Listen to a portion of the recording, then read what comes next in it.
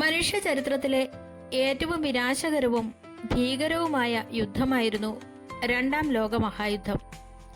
1939 മുതൽ 1945 വരെ നീണ്ടുനിന്ന ഈ ആഗോള പോരാട്ടത്തിൽ ലോകത്തിലെ ഭൂരിഭാഗം രാജ്യങ്ങളും പങ്കാളികളായി. യുദ്ധത്തിൽ ലോകരാജ്യങ്ങൾ പ്രധാനമായും രണ്ട് ചേരികളായി തിരിഞ്ഞാണ് പോരാടിയത്. ജർമ്മനി, ഇറ്റലി, ജപ്പാൻ എന്നിവർ ഉൾപ്പെടുന്ന ആക്സിസ് ശക്തികളും Britain, France, Soviet union, America, China എന്നിവർ ഉൾപ്പെടുന്ന അലൈഡ് ശക്തികളും. ഒന്നാം ലോക മഹായുദ്ധത്തിനു ശേഷം ജർമ്മനിക്ക് മേൽ കടുത്ത നിബന്ധനകൾ അടിച്ചേൽപ്പിക്കപ്പെട്ട വേഴ്സായി സന്ധി ജർമ്മൻ ജനതയിൽ കടുത്ത അമർഷമുണ്ടാക്കി. ഇറ്റലിയിൽ ബെനിറ്റോ മുസോളിനിയുടെ ഫാസിസവും ജർമ്മനിയിൽ അഡോൾഫ് ഹിറ്റ്ലറുടെ നാസിസവും പിടിമുറുക്കി. കൂടാതെ യൂറോപ്പ് മുഴുവൻ കീഴടക്കണമെന്ന ഹിറ്റ്ലറുടെ ആഗ്രഹം കൂടിയായപ്പോൾ രണ്ടാം ലോക മഹായുദ്ധം പൊട്ടിപ്പുറപ്പെട്ടു. 1939 സെപ്റ്റംബർ 1 ജർമ്മനി പോളണ്ടിനെ ആക്രമിച്ചതോടെയാണ് രണ്ടാം ലോക മഹായുദ്ധം ഔദ്യോഗികമായി ആരംഭിച്ചത്. ഇതിനെ തുടർന്ന് ബ്രിട്ടനും ഫ്രാൻസും ജർമ്മനിക്കെതിരെ യുദ്ധം പ്രഖ്യാപിച്ചു. യുദ്ധകാലത്ത് ഹിറ്റ്ലറുടെ നേതൃത്വത്തിൽ ദശലക്ഷക്കണക്കിന് യഹൂദന്മാരെ കോൺസെൻട്രേഷൻ ക്യാമ്പുകളിലിട്ട് ക്രൂരമായി കൊലപ്പെടുത്തി. 1941 ജപ്പാൻ അമേരിക്കയുടെ പേൾ ഹാർബർ എന്ന നാവിക താവളം ആക്രമിച്ചു. ഇതോടെ അതുവരെ യുദ്ധത്തിൽ നേരിട്ട് പങ്കെടുക്കാതിരുന്ന അമേരിക്ക അലൈഡ് ശക്തികളുടെ ഭാഗമായി യുദ്ധത്തിൽ ചേർന്നു. ജർമ്മനിയുടെ പതനത്തിന് കാരണമായ ചരിത്രത്തിലെ ഏറ്റവും രക്തരൂക്ഷിതമായ പോരാട്ടങ്ങളിലൊന്നാണ് സ്റ്റാലിൻഗ്രാഡ് യുദ്ധം. 1945 മെയ് മാസത്തിൽ സോവിയറ്റ് സൈന്യം ബെർലിൻ കീഴടക്കിയതോടെ ജർമ്മനി കീഴടങ്ങി. അതിനു തൊട്ടു മുൻപ് ഹിറ്റ്ലർ ആത്മഹത്യ ചെയ്തു. 1945 ഓഗസ്റ്റ് 6, 9 തീയതികളിൽ അമേരിക്ക ജപ്പാനിലെ ഹിരോഷിമ, നാഗസാക്കി എന്നീ നഗരങ്ങളിൽ അണുബോംബ് വർഷിച്ചു. ചരിത്രത്തിൽ ആദ്യമായാണ് ഇവിടെ ആണവായുധം പ്രയോഗിച്ചത്. ഇതിനെ തുടർന്ന് 1945 സെപ്റ്റംബർ 2 ജപ്പാൻ ഔദ്യോഗികമായി കീഴടങ്ങിയതോടെ രണ്ടാം ലോക മഹായുദ്ധം അവസാനിച്ചു. ഏകദേശം 7 മുതൽ 8 കോടി വരെ ആളുകൾ ഈ യുദ്ധത്തിൽ മരണപ്പെട്ടു എന്നാണ് കണക്കാക്കുന്നത്. ഭാവിയിൽ ഇനിയൊരു ലോക മഹായുദ്ധം ഉണ്ടാകാതിരിക്കാൻ 1945 ഒക്ടോബർ 24 ഐക്യരാഷ്ട്ര സംഘടന രൂപീകരിച്ചു. യുദ്ധത്തിനു ശേഷം ലോകം അമേരിക്ക, സോവിയറ്റ് യൂണിയൻ എന്നീ രണ്ട് സൂപ്പർ പവറുകളുടെ ചേരികളായി തിരിഞ്ഞു. യുദ്ധത്തോടെ ബ്രിട്ടൻ അടക്കമുള്ള സാമ്രാജ്യത്വ ശക്തികൾ സാമ്പത്തികമായി തകർന്നു. ഇത് ഇന്ത്യ ഉൾപ്പെടെയുള്ള പല രാജ്യങ്ങളുടെയും സ്വാതന്ത്ര്യത്തിലേക്ക് വഴിതെളിച്ചു.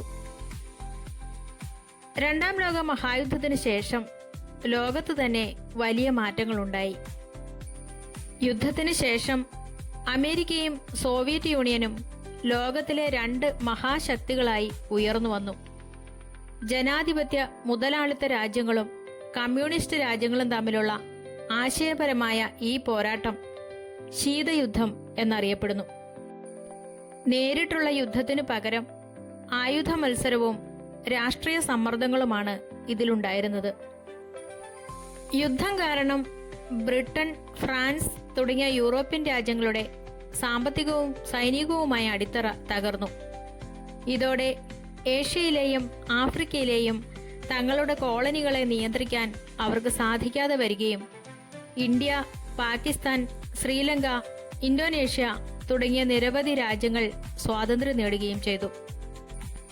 യുദ്ധത്തിൽ പരാജയപ്പെട്ട ജർമ്മനിയെ സഖ്യകക്ഷികൾ ചേർന്ന് വിഭജിച്ചു.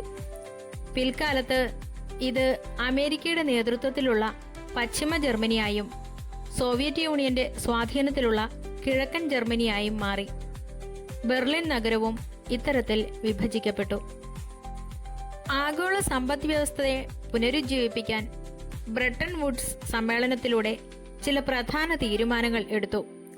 ഇതിന്റെ ഭാഗമായി അന്താരാഷ്ട്ര നാണയനിധി രൂപീകരിച്ചു. ലോകബാങ്ക് സ്ഥാപിതമായി. അമേരിക്കൻ ഡോളർ ലോകത്തെ പ്രധാന കറൻസിയായി മാറി.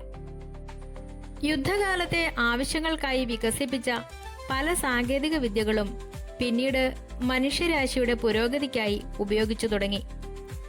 ആണവായുധങ്ങൾക്ക് പുറമെ ഊർജ ഉൽപാദനത്തിന് അണുശക്തി ഉപയോഗിക്കാൻ തുടങ്ങി. ഈ കാലഘട്ടത്തിലാണ് ആദ്യകാല കമ്പ്യൂട്ടറുകൾ വികസിച്ചതും പിന്നീട് ബഹിരാകാശ മത്സരങ്ങൾക്ക് വഴിയൊരുക്കിയതും. ചുരുക്കത്തിൽ യൂറോപ്യൻ രാജ്യങ്ങളുടെ ആഗോള ആധിപത്യം അവസാനിക്കുകയും ലോകം രണ്ട് ചേരികളായി തിരിയുകയും ഒപ്പം അന്താരാഷ്ട്ര സഹകരണത്തിന് പുതിയ വഴികൾ തുറക്കപ്പെടുകയും ചെയ്ത കാലഘട്ടമായിരുന്നു രണ്ടാം ലോക മഹായുദ്ധത്തിന് ശേഷമുള്ളത്. രണ്ടാം ലോക മഹായുദ്ധം ഇന്ത്യയുടെ ചരിത്രത്തിൽ വളരെ നിർണായകമായ ഒരു വഴിത്തിരിവായിരുന്നു. നേരിട്ട് ഇന്ത്യയിൽ വലിയ രീതിയിൽ യുദ്ധം നടന്നിട്ടില്ലെങ്കിലും രാഷ്ട്രീയമായും സാമ്പത്തികമായും സാമൂഹികമായും ഈ യുദ്ധം ഇന്ത്യയെ ആഴത്തിൽ ബാധിച്ചു. യുദ്ധം അവസാനിച്ചതോടെ ബ്രിട്ടന്റെ സാമ്പത്തികവും സൈനികവുമായ ശക്തി വൻതോതിൽ തകർന്നു. ഇന്ത്യയെപ്പോലെ വലിയൊരു രാജ്യം ഇനിമേൽ കോളനിയായി കൈവശം വയ്ക്കാൻ തങ്ങൾക്ക് കഴിയില്ലെന്ന് ബ്രിട്ടൻ തിരിച്ചറിഞ്ഞു. കൂടാതെ യുദ്ധത്തിൽ പങ്കെടുത്ത ഇന്ത്യൻ സൈനികരിൽ വർദ്ധിച്ചു വന്ന ദേശീയ ബോധവും ബ്രിട്ടനെ ഇന്ത്യ വിട്ടുപോകാൻ നിർബന്ധിതരാക്കി. ഫലമായി യുദ്ധം കഴിഞ്ഞ് 2 വർഷത്തിനുള്ളിൽ, അതായത് 1947 ഓഗസ്റ്റ് 15-ന് ഇന്ത്യക്ക് സ്വാതന്ത്ര്യം ലഭിച്ചു. യുദ്ധ ചെലവുകൾക്കായി ബ്രിട്ടൻ ഇന്ത്യയിലെ വിഭവങ്ങൾ വൻതോതിൽ ഉപയോഗിച്ചു. ഇത് ഇന്ത്യയിൽ കടുത്ത സാമ്പത്തിക പ്രതിസന്ധിക്കും സാധനങ്ങളുടെ വിലക്കയറ്റത്തിനും കാരണമായി. നിത്യോപയോഗ സാധനങ്ങൾക്ക് കടുത്ത ക്ഷാമം നേരിട്ടു. യുദ്ധകാലത്ത് ഇന്ത്യ നേരിട്ട ഏറ്റവും വലിയ ദുരന്തങ്ങളിലൊന്നായിരുന്നു ബംഗാളിലെ ക്ഷാമം. ജപ്പാൻ ബർമ പിടിച്ചടക്കിയതോടെ അവിടെ നിന്നുള്ള അരിയുടെ വരവ് നിലച്ചു. ഇതിനൊപ്പം ബ്രിട്ടീഷ് സർക്കാർ സൈനികർക്കായി ധാന്യങ്ങൾ പൂഴ്ത്തിവെക്കുകയും ചെയ്തതോടെ ബംഗാളിൽ ഏകദേശം 30 ലക്ഷത്തോളം ആളുകൾ പട്ടിണി കിടന്നു മരിച്ചു. സുഭാഷ് ചന്ദ്രബോസിന്റെ നേതൃത്വത്തിൽ ഇന്ത്യൻ നാഷണൽ ആർമി രൂപീകരിക്കപ്പെടുന്നത് ഈ യുദ്ധകാലത്താണ്. ബ്രിട്ടീഷുകാർക്കെതിരെ പോരാടാൻ ജപ്പാൻ പിടികൂടിയ ഇന്ത്യൻ യുദ്ധത്തടവുകാരെ ചേർത്താണ് അദ്ദേഹം സൈന്യമുണ്ടാക്കിയത്. യുദ്ധത്തിൽ ഇന്ത്യൻ നാഷണൽ ആർമി പരാജയപ്പെട്ടെങ്കിലും ഇത് ഇന്ത്യൻ ജനതയിലും ബ്രിട്ടീഷ് ഇന്ത്യൻ സൈന്യത്തിലും വലിയ രീതിയിലുള്ള ദേശാഭിമാനം ഉണർത്തി. യുദ്ധത്തിൽ ബ്രിട്ടനെ സഹായിച്ച അമേരിക്ക, ചൈന തുടങ്ങിയ രാജ്യങ്ങൾ ഇന്ത്യക്ക് എത്രയും വേഗം സ്വാതന്ത്ര്യം നൽകാൻ ബ്രിട്ടീഷ് പ്രധാനമന്ത്രി വിൻസ്റ്റൺ ചർച്ചിലിന് മേൽ അന്താരാഷ്ട്ര സമ്മർദ്ദം ചെലുത്തി. യുദ്ധാനന്തരം രൂപം കൊണ്ട ഐക്യരാഷ്ട്ര സംഘടനയും കൊളോണിയലിസത്തിന് എതിരായിരുന്നു. യുദ്ധകാലത്ത് സൈന്യത്തിന് ആവശ്യമായ വസ്ത്രങ്ങൾ, ആയുധങ്ങൾ, മറ്റ് സാമഗ്രികൾ എന്നിവ ഇന്ത്യയിൽ തന്നെ ഉൽപ്പാദിപ്പിക്കേണ്ടി വന്നു. ഇത് ടാറ്റ, ബിർള തുടങ്ങിയ ഇന്ത്യൻ വ്യവസായ ഗ്രൂപ്പുകളുടെ വളർച്ചയ്ക്ക് കാരണമാവുകയും ഇന്ത്യയിൽ വ്യവസായവൽക്കരണത്തിന് വേഗത കൂട്ടുകയും ചെയ്തു. ചുരുക്കത്തിൽ രണ്ടാം ലോക മഹായുദ്ധം ഇന്ത്യക്ക് വലിയ സാമ്പത്തിക, മാനുഷിക നഷ്ടങ്ങൾ സമ്മാനിച്ചെങ്കിലും അത് ബ്രിട്ടീഷ് ഭരണത്തിന്റെ അന്ത്യം കുറിക്കുന്നതിലേക്കും ഇന്ത്യയുടെ സ്വാതന്ത്ര്യത്തിലേക്ക് നയിച്ച പ്രധാന ഘടകമായി മാറി. രണ്ടാം ലോക മഹായുദ്ധം ലോക ചരിത്രത്തെയും ഒപ്പം കേരളത്തിന്റെ സാമൂഹിക സാമ്പത്തിക രംഗങ്ങളെയും ബാധിച്ചു. യുദ്ധകാലത്ത് മലയാളികൾ നേരിട്ട ഏറ്റവും വലിയ പ്രതിസന്ധി കടുത്ത പട്ടിണിയും ഭക്ഷ്യക്ഷാമവുമായിരുന്നു. കേരളത്തിലേക്ക് പ്രധാനമായും അരി എത്തിയിരുന്നത് ബർമയിൽ നിന്നായിരുന്നു. ബർമ ജപ്പാൻ പിടിച്ചടക്കിയതോടെ ഈ ഇറക്കുമതി പൂർണ്ണമായി നിലച്ചു. ഭക്ഷ്യക്ഷാമം പരിഹരിക്കാൻ തിരുവിതാംകൂർ, കൊച്ചി, മലബാർ മേഖലകളിൽ ആദ്യമായി റേഷനിംഗ് സമ്പ്രദായം ഏർപ്പെടുത്തി. അരിക്കു പകരം ആളുകൾക്ക് ഗോതമ്പും കൂവക്കിഴങ്ങുമൊക്കെ കഴിക്കേണ്ടി വന്നു.